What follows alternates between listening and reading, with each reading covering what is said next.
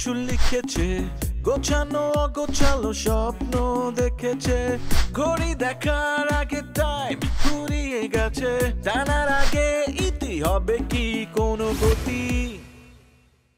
আতা গাছে তোতা পাখি পড়তে পড়তে গেল বেলা, বড় হয়ে শুধু সামলাচ্ছে ঠেলা, পান্তা ভাতে কি তাতে তাদের কি, জীবন শুধু নিচ্ছে মজা। বেকারে বেকারে কেমন টক্কর, ঘটনে অঘটনে যে চারে চক্কর, বেকারে বেকারে। আপনি যদি একটা সিগন্যাল ম্যাগনাল দিতেন তাহলে আমাদেরও একটা গতি হয়ে যেত, বুঝলেন না ম্যাডাম? তো আমি কি করব? মধুরে ডাইকে একদম স্ট্রেট বলে দাও যে বিয়ের সাথে যে চিন্তাও মাথার তো যেন বাইর করে দেয়। হ্যাঁ, আপনারা তো মোটামুটি সবাই জানেন যে শর্মী ম্যাডামের সাথে আমার একটা আছে। হ্যাঁ, কি ব্যাপার বিন্তি, তুমি তো আগে তখন শুকিয়ে গেছো। ও ডায়েট করো না? কি কারণে দোয়া করবো একটু বললে ভালো হইতো না? আমার নতুন জীবনের জন্য আপনি দোয়া করেন। শুকর আলহামদুলিল্লাহ।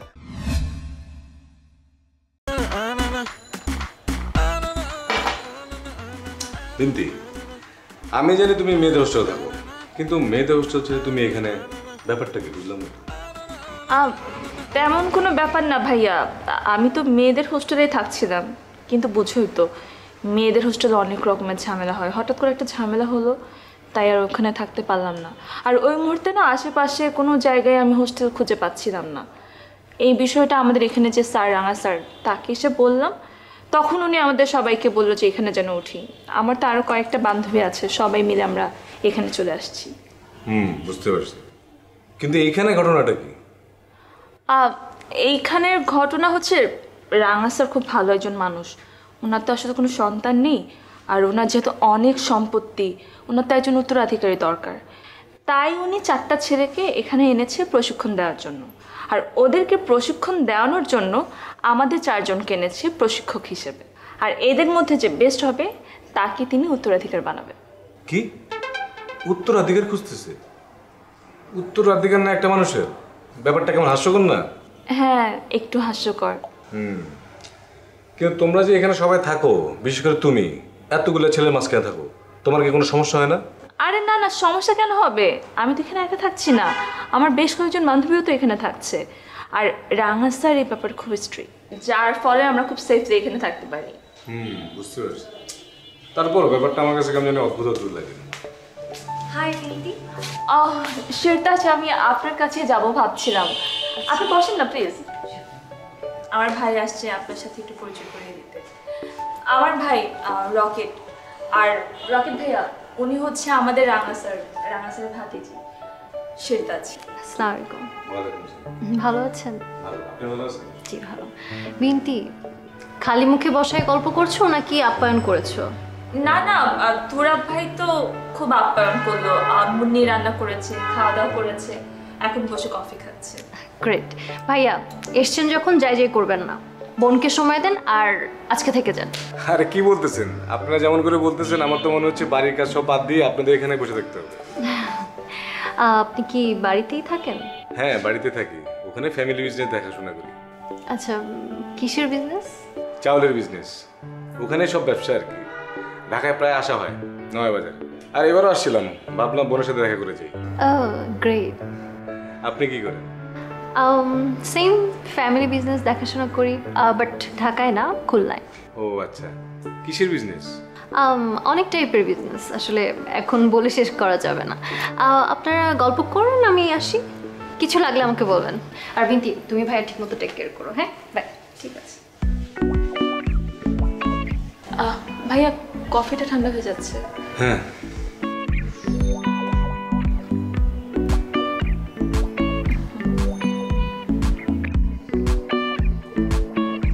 কেলো চুপ করে আছো কেন? কে বলবা বলো।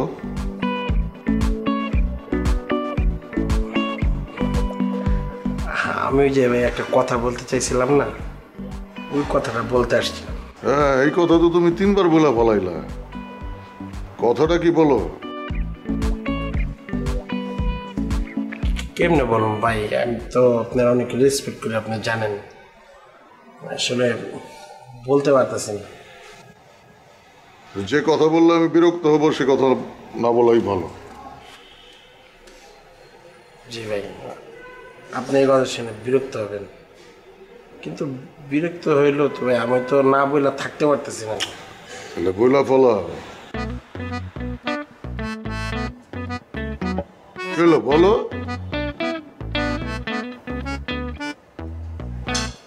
থাক না বলি ভাই, আপনি বিরক্ত হইবেন।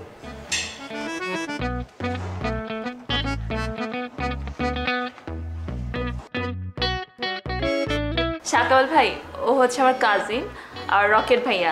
আর রকেট ভাইয়া তোমাকে তো আমি বলেছি আমি এখানে প্রশিক্ষণ দিই, যে 4 জনকে আমি প্রশিক্ষণ দিই সেই শিক্ষার্থীদের মধ্যে একজন হচ্ছে শাহ কামাল ভাই।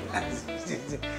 ধন্যবাদ ম্যাডাম, মানে আমি ওনার কথা শুনেই আইসি আর কি দেখা করছি। খুব ভালো লাগতেছে ভাই। আমি তো শুনলেনি শাহ কামাল। রকেট ভাই, আপনার কথা শোনার পরে না একটা ভিতরে অন্যরকম কাজ করতেছে।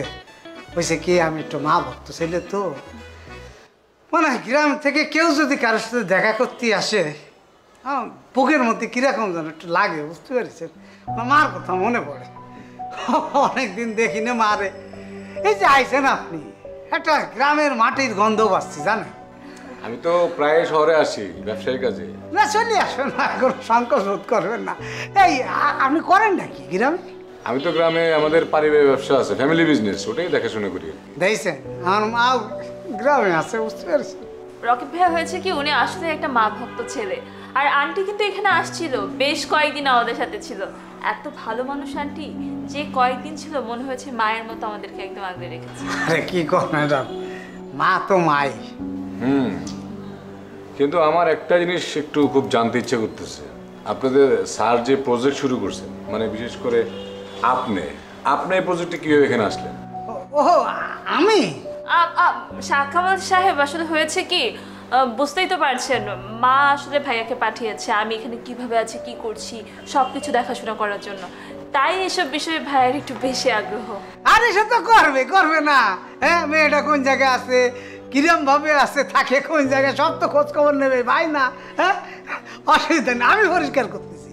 এই প্রজেক্টের ব্যাপারে আপনারা পরিষ্কার করে দিই। এই প্রজেক্টটা হচ্ছে যে আমাকে স্যার, হ্যাঁ, তার তো আসলে কেউ ছিল না। হ্যাঁ হ্যাঁ, ওনার যেহেতু কেউ ছিল না, এত সহায় সম্পত্তি এটা কিটা খাবে, তখন উনি একটা প্রজেক্ট ঘোষণা করে। সেটা কি? উত্তরাধিকার সূত্রের প্রজেক্ট। মানে উনি না থাকলে কিটা এই সহায় সম্পত্তির উত্তরাধিকার হবে। কিন্তু ইন্টারেস্টিং ব্যাপার হচ্ছে, এই জায়গায় উনি তাকেই আবেদন করতে কইছে, মানে যারা জীবনে কোনোদিন কোনো কাজ করেনি, মানে সর্বোচ্চ যে বেকার, হ্যাঁ, সে হচ্ছে এই জায়গায় সবচেয়ে দামি লোক। তার মানে আপনি জীবনে কোনো কাজই করেন নাই, চাকরি বাকরিও করেন নাই? হয়েছে কি ভাই, আমি একটা মা ভক্ত ছেলে তো, মা দেখাশোনা করতে করতে কোন সময় চলে গেছে টের পাইনি। তারপরে হয়েছে একদিন মার সাথে খুব ঝগড়াঝাটি হয়েছে, অভিমান করে কইছে আমি যদি নিজের পায়ে না দাঁড়াই তাহলে আমি আর তোমার মুখই দেখবো না। রাগ করে চলে এসেছিলাম ঢাকায় একটা চাকরির উদ্দেশ্যে। আসেই তো মনে করেন এই প্রজেক্টের মধ্যে ঢুকে পড়লাম। কিন্তু ব্যাপারটা আমার কাছে খুবই ইন্টারেস্টিং মনে হইতেছে। ইন্টারেস্টিং তো বটেই, তারপরেই মনে করেন আমাদের ম্যাডামরা আমাকে বিভিন্নভাবে মানে এক্সপার্ট করে তুলতেছে, বুঝেছেন? আচ্ছা, আপনি তো ওনার ভাই, মানে অভিভাবকও বটে। হ্যাঁ, অভিভাবক হিসাবে বিনতি ম্যাডামের অভিভাবক, আপনার সাথে আমার না একটা জরুরি কথা আছে, যদি বিনতি ম্যাডামের কোনো। শাকাম সাহেব, আসলে হয়েছে কি, বুঝতেই পারছেন তো ভাইয়া কত জার্নি করে এসেছে, অনেক টায়ার্ড। তারপর আমরা এতক্ষণ কথা বলছিলাম, আর এতদিন পর দেখা হয়েছে না, গ্রামের অনেক কিছু জানার আছে, আমরা একটু কথা বলি এখন। ও সরি, আসলে আমি তো অনেক সময় নিয়ে ফেলেছি। কোনো সমস্যা নাই, আমরা কথা বলতেছি। আমার একটা বোঝা উচিত ছিল, ভাই বোনের মধ্যে কতদিন পরে দেখা, পরে কথা হবে না? হ্যাঁ, তাহলে মন খুলে কথা কন। হ্যাঁ, আপনার সাথে কথা বলে ভালো লাগবে। আমারও ভালো লাগছে ভাই। ঠিক আছে, ঠিক আছে। এই বিনতি, হ্যাঁ, তুমি ওনাকে থামিয়ে দিলে কেন? আমি আসলে ভাইয়া হয়েছে কি, ওনার একটা জায়গায় একটু প্রবলেম আছে। সেটা হচ্ছে উনি যখনই শুনে কেউ ব্যবসা করতেছে তার এটা নিয়ে অধীর আগ্রহ শুরু হয়ে যায়, তাকে জিজ্ঞেস করা শুরু করে কিভাবে করছেন, কিভাবে শুরুটা হয়েছে, মূলধন কত ছিল, এত কিছু ঝামেলা। এখন তুমি নিবা, তুমি জার্নি করে আসছো না, এর জন্য ওনাকে পাঠিয়ে দিলাম যাতে তুমি একটু শান্তিতে থাকতে পারো। কফি ঠিক আছে? আর বাকিরা কোথায়? আছে, আমি পরিচয় করে দিব একে একে।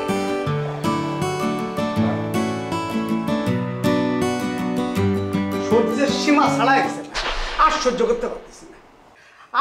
আমি একবার ভাবিছিলাম যে না মধুর পক্ষে থাকবো, আর একবার ভাবিছি আপনার পক্ষে থাকবো, আর একবার ভাবতেছি না মধুর আবেগটা আমার একটা প্রশ্রয় দেওয়া উচিত, তার পক্ষে আপনারা আমি কনভিন্স করার চেষ্টা করবো। না, যে ঘটনা ঘটলো এরপর থেকে এসব বিয়াদবের পক্ষে আমি নেই একদম। কি হয়েছে? আরে আপনি চিন্তা করতে পারেন, হ্যাঁ মুন্না তুই সেদিন আইছিস সেই জায়গা, হ্যাঁ তুই এখন আমারে কি কইস? সে আমারে কি কইছে জানেন? সে কয় সে শর্মী ম্যাডামকে বিয়ে করবে। চিন্তা করেছেন তার লাই কোন জায়গায় উঠিছে? আপনারে আমারে তার পক্ষ নিয়ে গার্জিয়ান সেজে তার পক্ষে বিয়ে করার প্রস্তাব আমি শর্মী ম্যাডামরে দেবো। কোন মানে কেমনটা লাগে, মানে মানে লাই দিতে দিতে মাথায় উঠেছে। এই কথা বলার জন্যই তাহলে মুন্না আমার কাছে আসছিল। সে আপনারও কইছে এই কথা? বলে নাই। এখন আমার কি করতে হবে? আপনি তো আমারে যেটা বলেন আমি সেটা করি, কই এখন কি করতে হবে বলেন? কি করতে হবে বুঝতেছেন না? এসব বেয়াদবদের লাই দেওয়া যাবে না, এই সব বেয়াদবি সহ্য করা যাচ্ছে না। আমি এক কাজ করতেছি, ওই দুটোরে আমি ডেকে আনতেছি, আপনি স্টেট খাড়া করে দাঁড় করে দুটো থাপ্পড় দিয়ে কবেন যে এইসব বেয়াদবি সিদ্ধান্তের পক্ষে আমরা কেউ নেই। চাও এটা আমারই দিয়ে কেন করাবেন? আপনিও তো ওদের সিনিয়র, এই কাজটা তো আপনি নিজে করতে পারেন। আপনি এটা করেন, আমি আপনার পাশে এসেছি। বুঝতে পেরেছি, তার মানে আপনি দায়িত্ব নিচ্ছেন না, এড়াই যাচ্ছেন। না, আপনি যদি ভাই দায়িত্ব না নেন, এড়াই যান। আমি তো এই ব্যাপারের একটা বিহিত কর, এটা নিয়ে আমার ঊর্ধ্বতন কর্তৃপক্ষের সাথে একটা সিটিং দিতেই হবে। আমি তাকে কোনো উপায় নেই।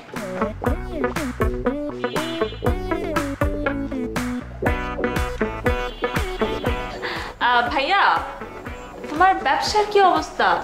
নতুন করে না বাজারে চালের আড়ত দেওয়ার কথা দিছো? এটা আরে না, কই দিতে পারলাম?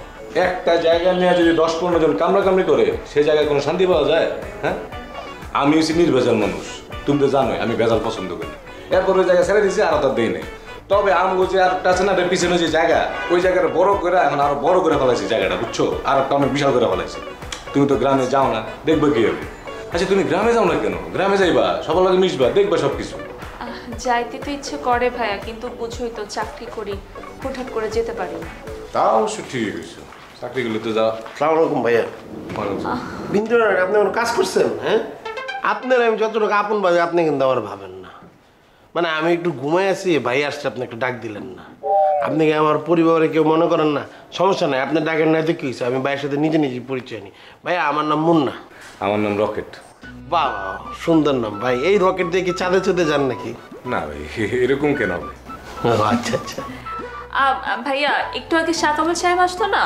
শাহকামাল সাহেব যেরকম এখানে স্টুডেন্ট, ও এখানে স্টুডেন্ট। ও কিন্তু খুব ভালো, সবার থেকে ছোট, কিন্তু খুবই ভালো মনের একটা ছেলে। আমি তো খুব পছন্দ করি, একদম ছোট ভাইয়ের মতো। ভাইয়া বিনতে ম্যাডামরাও কিন্তু আমি অনেক পছন্দ করি, একদম বড় বোনের মতো। আমি সবসময় চিন্তা করতাম বিনতি ম্যাডাম এত ভালো, তার মানে তার পরিবারের মানুষজন কতই না ভালো হবে, এটা আমি সবসময় মনে মনে ভাবতাম। আজকে সেই মনের ইচ্ছাটা পূরণ হলো আপনাকে দেখে। না, আপনি আমাদের সাথে চললে, কথা বললে বুঝতে পারবেন আমরা আসলে অনেক ভালো, কারো আগেও নয় পিছিয়েও নয়, নির্ভেজাল মানুষ। এটাই ভালো ভাই। আর আপনি আমার বলার দরকার নাই তো, আমি তো আপনার ছোট ভাইয়ের মতনই। আচ্ছা ভাই, আপনি বিয়ে শাদী করছেন? আরে না, এখনো বিয়ে করিনি। আরে বিয়ে করার সময় পাবো কোথায়? সারাদিন তো ব্যবসা বাণিজ্য নিয়ে ব্যস্ত থাকি। বাসায় থেকে অবশ্য চাপ দিতেছে, আমি বিভিন্ন নানান কারণ দেখা এড়াই যাচ্ছি আর কি। নো নো ভাইয়া, এটা কিন্তু ভেরি ব্যাড। বিয়েটা সঠিক সময় করা উচিত। বিয়ে সঠিক সময় না করলে বিপদে বেড়ে যাবেন। আমার এলাকার এক বন্ধু আছে, বন্ধুর চাচা, তার যখন 40 বছর বয়স হয়েছে তখন সে বিয়ে করছে। বিয়ে করার পর মেয়ের বয়স যখন 14 বছর হয়েছে তখনই চাচা মারা গেছে। এখন চিন্তা করেন তার পরিবার কত ঝামেলায় পেরে গেছে। অবশ্য আপনার দিক দিয়ে ঠিকই আছে, নিজের বাড়িতে অবিবাহিত বোন রেখা বড় ভাই তো বিয়ে করতে পারে না। বিন্দু ম্যাডামের বিয়ে দেন না কেন? বিয়ে দিলেই তো আপনি বিয়েটা করতে পারেন। মুন্না, এগুলো তুমি কি বলতেছো? একদম ঠিক কথা বলতেছি। আপনি যদি ঠিক সময় বিয়ে না করেন তাহলে তো চাচার ফ্যামিলির মতন বিপদে পড়ে যাবেন, তাই না ভাইয়া? ম্যাডামের বিয়েটা আপনি দিয়ে দেন তাড়াতাড়ি। মুন্না, তুমি একটু বেশি বেশি বলতেছো না? কি বেশি বেশি কথা বলতেছেন না? কি করেন আপনি? ভাইয়া আপনার সাথে এই বিষয়ে আমার অনেক জরুরি কথাবার্তা আছে। জরুরি কথা আপনারও আছে? কেন, আমি বাদে কি জরুরি কথা অন্য কেউ বলতে চাইছি নাকি? না মানে একটু আগে ওই যে শাহ কামাল সাহেব আসছিলেন, উনিও বললো আমার সাথে ওনার জরুরি কথা আছে, সেই জন্য বললাম যে আপনারও আছে। ভাইয়া ওনার থেকে সবচেয়ে বেশি জরুরি কথা আমার বলতে হবে। কোনো জরুরি কথা নেই মুন্না, তুমি যদি এখন রুমে না যাও তাহলে আমি ভাইয়াকে রেস্টের জন্য রুমে পাঠাবো। ও ভাইয়া রেস্ট না, রেস্টের দরকার ভাইয়া, রেস্টের যেমন দরকার আপনার কিন্তু বিয়েটা সঠিক টাইমে করা দরকার। আমার আপনার সাথে কথা বলে খুবই ভালো লাগছে ভাইয়া, জরুরি কথাটা আমি আপনার রেস্টের পরে বলবো, ঠিক আছে ভাইয়া? থাকেন তাহলে, ভাইয়া ঠিক মতন খাওয়ান না। ভাইয়া আসলে হয়েছে কি, ওই একটু দুষ্ট প্রকৃতির, তাই এসব কথা বলছো, তুমি ওর কথা মাথায় নিও না। কিন্তু আমার একটা জিনিস বুঝতে পারলাম না, শাহ কামাল সাহেব বললেন জরুরি কথা আছে, তুমি ওনাকে থামাই দিছো। মুন্নাও বলতেছে জরুরি কথা আছে, তুমি তাকেও থামাই দিলে। কি এমন জরুরি কথা বলো তো? আরে তেমন কিছু না ভাইয়া, ওই যে ও হয়তো কোথা থেকে শুনেছে শাহ কামাল এসে তোমাকে জরুরি কথার কথা বলেছে, সেটা নিয়ে এখানে আসছে একটু মজা করার জন্য, তুমি এগুলো মাথায় নিও না। ভাইয়া তুমি কি আর কিছু খাবে? না, অলরেডি তো কফি খেয়ে গেছে। তাহলে চলো, আমাদের আরেকজন স্টুডেন্ট আছে রিজুক সাহেব, তার সাথে তোমাকে পরিচয় করে দেবো। ঠিক আছে চলো।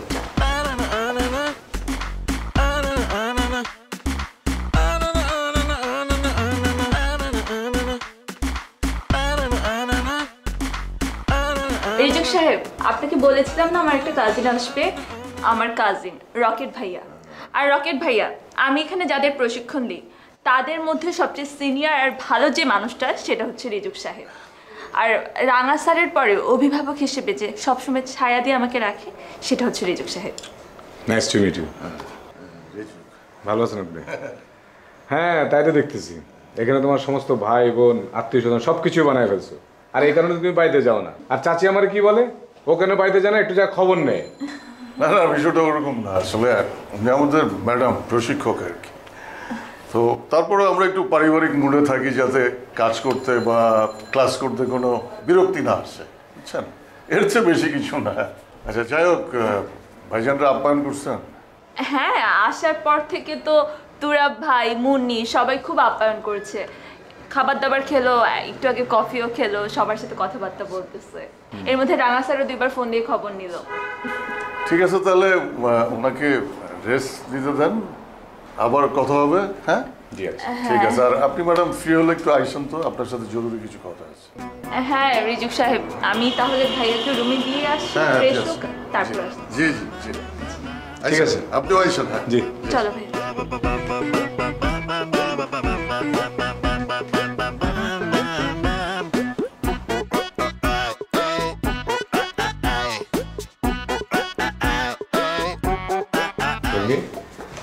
তুমি কি বিজি? না ভাইয়া, বলেন না। না এমনি তোমার সাথে একটু কথা বলতাম আর কি। কোনো সমস্যা নেই ভাইয়া, বলেন। স্যার তোমার পরিবারে কে থাকেন? আমার পরিবারে তো মা বাবা আর ছোট একটা ভাই আছে। ও আচ্ছা আচ্ছা, তোমার বাবা কি করেন? বাবা ছোটখাটো একটা বিজনেস করে। কোথায়? গ্রামে। গ্রামে না? তা তোমার পড়াশোনা কি শেষ নাকি এখনো চলতেছে? ভাইয়া এই তো মাস্টার্স শেষের দিকে। ও আচ্ছা আচ্ছা, তাহলে তুমি বিন্দিতে সমবয়সী। আচ্ছা মানে তোমার একটা কথা আসলে বলতে চেয়েছিলাম, মানে আসলে আমি না, মানে চাচি আর কি জানতে চেয়েছিল, মানে বিন্দি জানি কেমন বুঝছো, মানে ওই কারোর সাথে কোনো যোগাযোগ নাই, কোনো খবর টবর নাই, শুধু যে চাচির সাথে মাঝে মাঝে কথা হয়। মানে ও আসলে এখানে করেটা কি, মানে ওর মানে এখানে মানে এত ব্যস্ত কেন আর কি?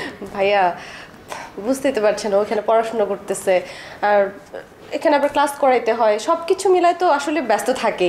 আর আন্টির সাথে কথা তো বলেই, হয়তো বা অন্যদের সাথে কথা বলার সেরকম একটা সময় পায় না, তাই হয়তো বলে না। বুঝতে পারছি। আচ্ছা তোমার একটা কথা একটু জিজ্ঞাসা করি। হ্যাঁ হ্যাঁ বলেন না, নিঃসংকোচে। আসলে এটা আমার না আর কি, আন্টি জানতে চেয়েছিল আর কি, এই বিন্তির কি কারোর সাথে কোনো সম্পর্ক আছে নাকি?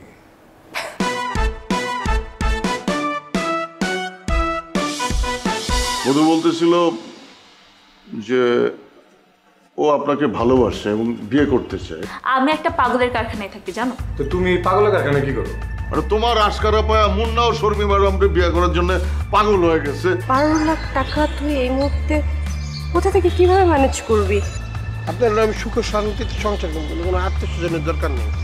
আত্মীয় স্বজন আইলে যদি কেউ 12 লাখ টাকা পায়, বিনতি ম্যাডামের থেকে বড় ঝামেলায় পড়ছে আমাকে মধু ভাই। কেন, মধুর কি হয়েছে?